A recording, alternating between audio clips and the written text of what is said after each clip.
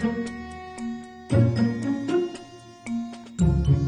I'm Carey Wong, and I'm the set designer for Something's Afoot at the Fifth Avenue Theater.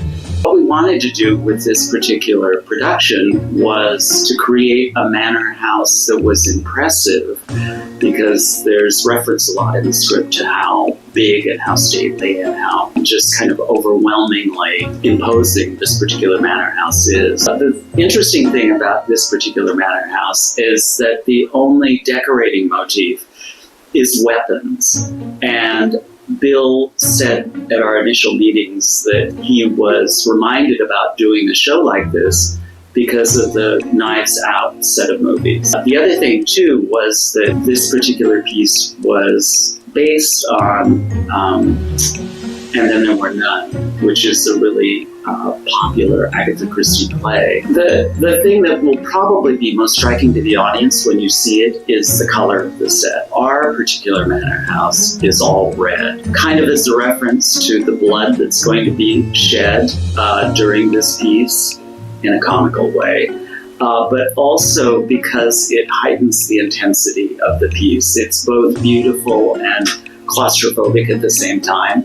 And that was something that Bill felt very keenly about. He wanted the set to look initially very inviting, but then as you spend more and more time with it, it becomes slightly claustrophobic and suffocating in that redness. I work really closely with the lighting designer. It's Robert Aguilar for this particular production. We work together on making sure that what I've designed integrates well with what he wants to kind of do with the set, and we were able to kind of ensure that Deb had a palette against which her costume colors could really stand out. And we went through a lot of different colors of red, or tones of red, to choose the right red for this show. I conferred a lot with Deb, the costume designer, and the lighting designer. Robert was very interested in making sure that we chose a red that had blue tones in it, so that it wouldn't just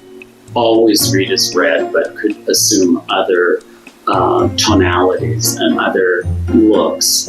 And Deb wanted to make sure that the red that we chose was congenial to the costume colors that she had in mind. So nothing that was too tomato red, for instance. Nothing that was so bright of a red that, you wouldn't be able to see anything else besides but the red. You don't often design a set that's all red.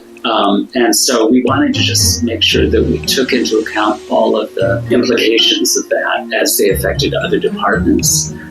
Because, if someone is standing against red walls and on a red floor, there's going to even just be reflected light that affects the color of, let's say, the skin tones and the costume colors and everything. As far as sound design is concerned, there need to be places to put in speakers or kind of other ways to convey the sound within the set. So these are all considerations, and we all kind of work together as a group to kind of figure out this animal together. It would have been easy to design a set that was all red just by painting everything red, and that would have been it. But we've really tried to be very judicious about the colors, the tonalities of red that we're using, the textures that we're using. We're using marbles, we're using wallpaper, we're using different kinds of textural treatments on things to kind of break up the walls to make them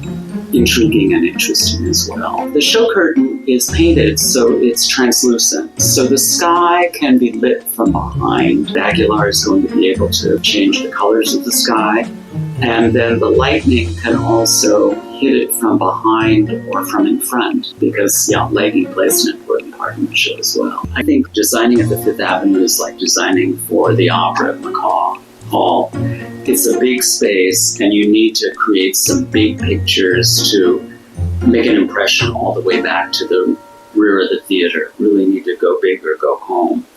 The thing that always surprises me is that, I'm usually working on these little scale models that are half-inch scale models. Half inch equals a foot.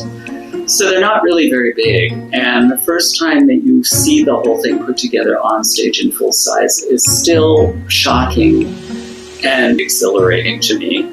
because to see it realized big is thrilling. I think that's the great joy of working as a stage designer. You get to work with creative people all the time. It always feels like playing to me. It never feels really like work. And that's why I so enjoy doing this. It's just playing with colleagues that I love to work with and seeing what we could come up with. And especially on a show like this, which has people like Bill and Deb and Robert and all the other creatives working on the show. So things may look innocent in this set, but they're far from it. I think that's what I have to say about that. Make sure you come down to see Something's Afoot at the Fifth Avenue Theater in March. I think you'll be in for a deadly surprise.